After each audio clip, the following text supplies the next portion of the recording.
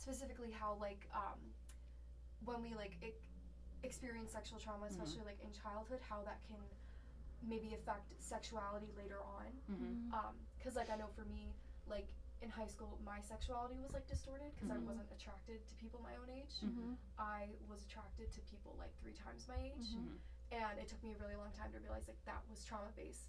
So and I also know, and this is something that I struggled with, and my friend Maddie, who we're also interviewing, like intrusive thoughts, like I felt like a sexual predator around like other people, even though there was nothing to speak to that. So if you guys could maybe like talk a little bit about like that subject area if you feel comfortable. But yeah. What is that one word? It's not non-concordance. The other one I'm looking for that Jamie was talking about. That you feel a part of it.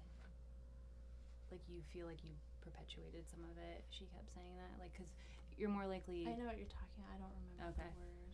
I can't remember it either. Yeah, we could talk about it without saying the word. Yeah. Do you want to go first? Oh God. Can you repeat that? Sorry. No, you're fine. It was like off script, so you're like completely fine. And if you ever need to like, cause like sometimes I'll just like that Mike. Have you guys seen The Office? Yes. Yeah. The Office. Yes. Sometimes like I know there's this one quote where Michael's like, I just talk and I hope I find it. You ever have to do that? I do it all the time. So you're fine. I've been doing it during this interview. So. You're saying about like sexuality, yeah, like the views of sexuality. Yeah, because I think one thing that isn't talked about a whole lot is like how sexual trauma can affect your sexuality later in life because it just like feels like a taboo, like a lot, like I felt like gross and kind of embarrassed, and I was just like scared how people would look at me, and it's something that I'm still kind of like hesitant to talk about. So if you can, if you just want to talk like a little bit about how sexual trauma specifically in childhood can affect sexuality later in life, like maybe who they're attracted to, like age range or genders, or maybe who they feel like almost like an aversion to. So if you just want to like talk, if there is like some like a correlation there or something like that, if you just want to talk a little bit about that.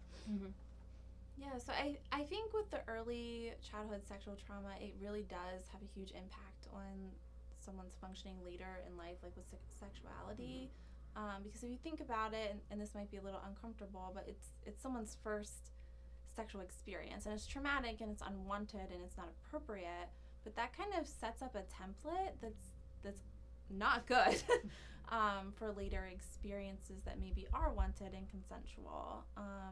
So I think oftentimes we see like the two extremes, either people having a lot of difficulty with sex in their body and their sexuality and like almost aversion to it in general, or the other way where it's like hypersexuality, where I hate the word like promiscuous, but like in the research that's what they would call it, like promiscuous behavior. So maybe many partners, or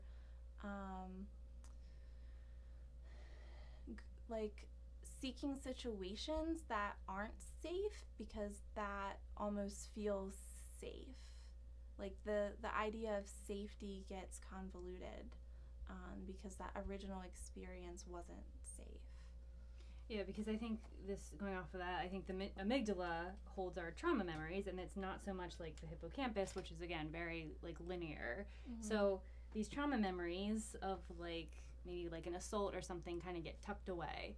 So say you're walking down the street or something in the dark. Let's use a young female, for example, is walking down the street in the dark and like hears something behind her. We'll say that had happened in the past or something, and like an assault happened. The amygdala might not come into play of like, oh, you should look behind you, you should protect yourself. Instead, what could happen is the brainstem kicks in and freezes or fawns. So I think that's sometimes what can happen as well, how childhood sexual trauma can affect like later on, is that you're sometimes not online. Again, like using prefrontal cortex. Doesn't mean anyone's stupid or anything like that. It's just saying, unfortunately, this is the way our brain is kind of set up. So it's really trying to make sure that brainstem, or that your prefrontal cortex is online, and that you can remember some of these memories of like, oh, I need to keep myself safe. I need to get out my phone. I need to run, whatever it is. I need to scream. Yeah.